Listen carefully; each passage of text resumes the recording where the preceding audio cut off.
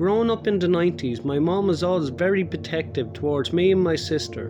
Most of the time it seemed to us like overkill, like we were the sheltered girls of our neighbourhood. But there was one incident from my childhood that makes me glad my mom never dropped her guard. Not even once. I was a pre-teen, probably 10 or 11 years old. My mom and I had finished doing some shopping at Sam's Club, and we stopped at Wendy's for an early dinner. To my eyes, nothing unusual happened while we were there. We stood in line, ordered, ate, and we left. We were walking back to the parking lot and almost made it back to the minivan, when my mom said, sort of loudly, that we should probably go to the bathroom before driving home. I remember thinking this was a bit weird, because we weren't too far away from home. I was just old enough that sometimes if mom had to run into the store briefly, she would give me the keys and let me sit in the locked van and read. The back windows were tinted, so it was hard for anyone to see inside, and she would always rush through her business and come jogging back to the van to minimise the time she left me alone. So I asked her then if I could have the keys. She said no. She thought I ought to try to use the bathroom as well. I remember telling her that I didn't have to go through gritted teeth. She told me we'll try anyway. On our way back into the restaurant, we passed a middle-aged man. He was a bit dirty looking, as if he'd spent all day welding or working on cars. He was of average height and thin, and had longish grey-brown hair. Nothing about him was remarkable to me, and he only made brief eye contact with us as we turned around. He was heading to a pickup truck parked in the front of the lot, while we were parked more towards the left side of the building. When we get back inside the restaurant, my mum didn't head towards the bathroom, but instead led me to a table and we sat down. Aren't we going to the bathroom? I asked. No, my mum said. We're waiting here until that man leaves. She was talking about the man that walked out behind us, heading to the red pickup truck. Aside from the grime, he didn't seem weird to me, so I thought my mum was just making a snap judgment. Why? I asked. I kept catching him staring at us in line, she explained. He would look at you and look away, then look back again. Then he left right after we did. It just didn't feel right, and I'd rather be safe than sorry. I told her that I didn't see anything, but then quickly asked if I could get a Frosty while we waited. My mum was looking down into her wallet to see if she had cash for my ice cream, when the red pickup truck rolled by the front window of the restaurant impossibly slow. The man in the driver's seat was turned so much that his shoulders were almost squared with the restaurant. As he passed, looking in through that big windows, his eyes sought us out inside and found me.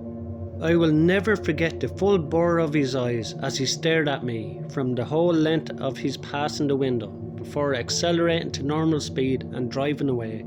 I'm 33 now and still get the shivers when I think about that day, that man's stare, and the way my mom checked her mirrors for the red pickup truck the entire ride home. Stay safe, everyone.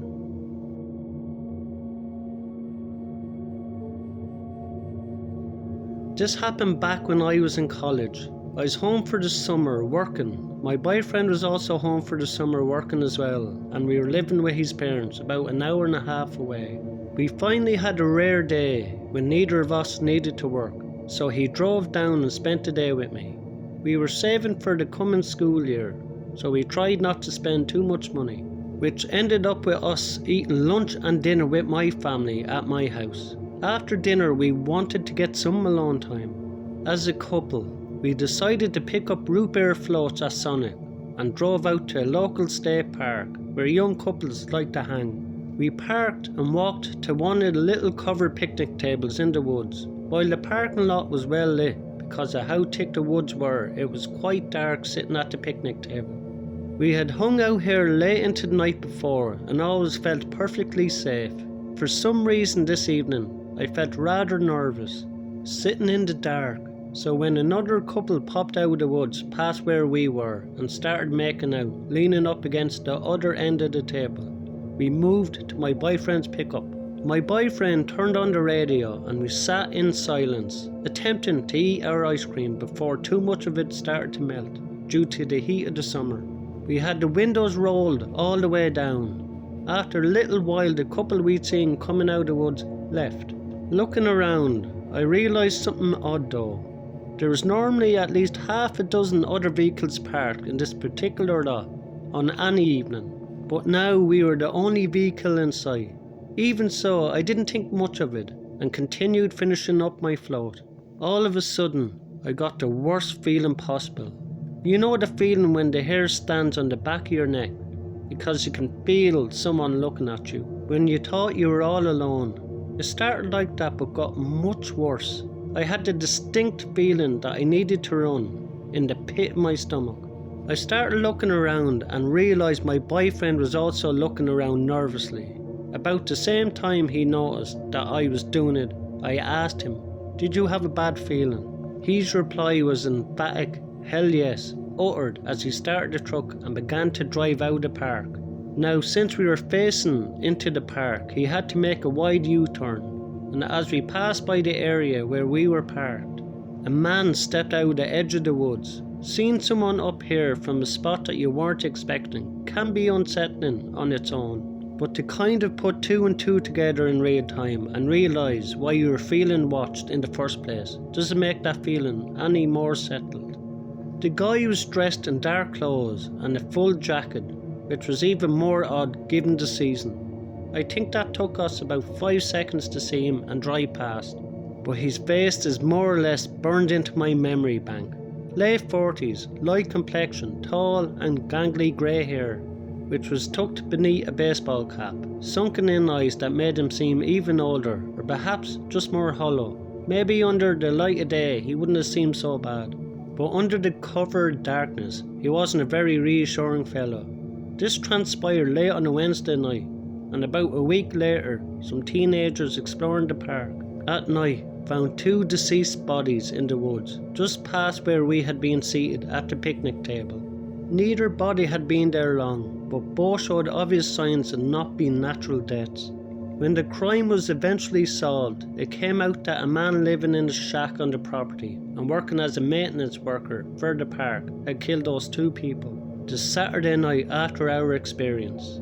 We don't know the circumstances under which those 2 individuals lost their lives, although it's very clear that there is much better ways to go than the way they did.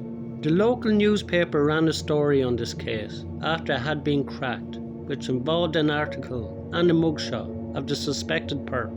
The photo that was shown in the paper was the photo of the man we had seen step out of the woods and watched us leave. This I have no doubt about. The moment I saw those eyes that looked like they were staring at me from within the newspaper. I didn't follow the case beyond what the paper showed. I don't know if he was locked up for the rest of his life. I don't know if I'll ever forget the sunken eye stare he shot us while we were leaving that night. We are years removed now, and there are still times where I feel like those eyes are trained on me. But I hope he gets what's coming to him in prison.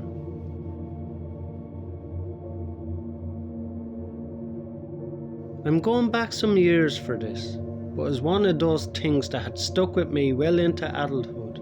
My very first job ever was with McDonald's. The building that was in was attached to a gas station and located right off a busy highway. I was 16 at the time, and it seemed like at that age bad luck just followed me. I had already dropped out of school by that point, so I started my day with the 6 AM to 2 PM shift. This early, the store was usually empty, so only 3 people, myself included, were in the restaurant. The manager, who was in the back, the cook, who was also in the back, and me, the cashier. I was wiping down the counter when a man who looked to be in his mid-30s or early 40s came in. He didn't approach the counter to order anything, but went straight to the restrooms, which were in the restaurant area around the corner from my workstation. Many truckers and travellers would come in simply just to use the washroom and leave, so this wasn't an uncommon occurrence. I didn't think much of it when he passed, but after a few minutes, conceivably after the man had finished, he came up to the counter and said, "Excuse me, I was just in the bathroom and one of the toilets is overflowing." I immediately came around the counter and let him lead me towards the restroom, when suddenly I got a horrible feeling in the pit of my stomach and stopped dead in my tracks. I became very aware that no one was in the restaurant area and the only other 2 people in the store were in the back and wouldn't be able to hear me if I went into the restroom. The man now had the bathroom door open and realised that I'd paused. Just a little bit down the hallway, he nonchalantly said, "Come on in, I'll show you," which came off innocent enough, but it still didn't sit well with me. I smiled and said, "Wait just one moment, I'll go get my manager," and I started making my way back towards the counter. That man was now gone, and when we entered the restroom there was no toilet overflowing.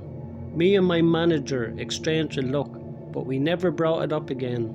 To this day, I feel like some divine intervention gave me the wisdom to know not to follow the man into the bathroom. The whole situation only lasted a few seconds, but it felt like forever. I was young and trusting, and this man could have done God knows what, and I wouldn't have been heard from behind the bathroom door. Afterwards, he could have easily left, gotten away with whatever he had planned, and could have been on the highway before anyone was aware. As if it needs saying, I never did see that man again. Thanks a million to everyone who likes, subscribe and comments on my videos. I really appreciate it. If you enjoy these 3 stories, you will enjoy the next 3 stories in the box above. Thank you.